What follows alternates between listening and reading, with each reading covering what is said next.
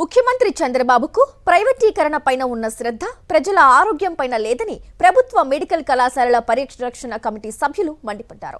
Medical కాలేజీల ప్రైవేటీకరణ నిర్ణయాన్ని వెనక్కు తీసుకోవాలని డిమాండ్ చేశారు.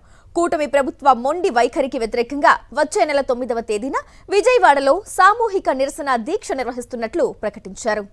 అన్ని వర్గాల ప్రజల నుంచి ఎంత వ్యతిరేకత వస్తున్నా సరే ప్రభుత్వ మెడికల్ కాలేజీలను ప్రైవేటీకరణ చేసి తీరుతామని, వాటిని ప్రైవేటు సంస్థలకు అప్పజెప్పి తీరుతామని సీఎం చంద్రబాబు మొండికేస్తున్నారు. ప్రజాభిప్రాయాన్ని ఏమాత్రం ఖాతరు చేయటం లేదు. ఈ నేపథ్యంలో ప్రభుత్వ తీరును ఎండగడుతూ ప్రభుత్వ మెడికల్ కాలేజీల పరిరక్షణ కమిటీ ఆధ్వర్యంలో గుంటూరులో సమావేశం జరిగింది. ప్రభుత్వం తాను నిర్వహించాల్సిన బాధ్యతల నుంచి తప్పుకొని ప్రభుత్వ మెడికల్ కాలేజీలను ప్రైవేటు సంస్థల చేతిలో పెడితే ఆ భారం ప్రజలపైనే పడుతుందని పరిరక్షణ కమిటీ సభ్యులు అభిప్రాయపడ్డారు. ఒక పీపీపీ విధానంలో ఒక విమానాశ్రయాన్ని నిర్మించినట్లయితే ఆ భారం ఎవరి మీద పడుతుంది? విమానాల్లో ప్రయాణించినటువంటి ప్రయాణికుల మీద పడుతుంది. అదే ఒక పీపీపీ విధానంలో ఒక రహదారిని నిర్మించినట్లయితే ఆ భారం వచ్చేసి వాహన యజమానుల మీద పడుతుంది. అదే పీపీపీ విధానంలో వైద్య కళాశాలను కనుక నిర్మిస్తే ఆ భారం వచ్చేసి రోగుల మీద పడుతుంది, వైద్య విద్యార్థుల మీద పడుతుంది. కాబట్టి మిగతా వాటికి దీనికి చాలా తేడా ఉంది.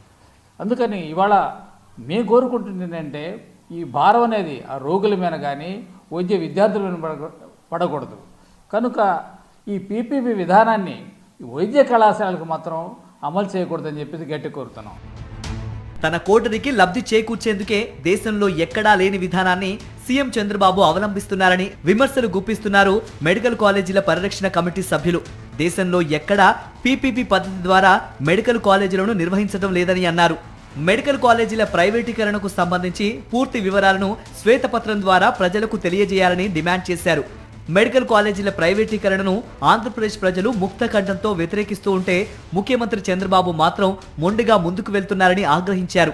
ప్రభుత్వ వైఖరికి నిరసనగా వచ్చే నెల 9వ తేదీన మేధావులు, ప్రజా సంఘాలు, వివిధ రాజకీయ పార్టీలతో విజయవాడలో సామూహిక నిరసన దీక్షలు చేపడతామని పరిరక్షణ కమిటీ ప్రకటించింది.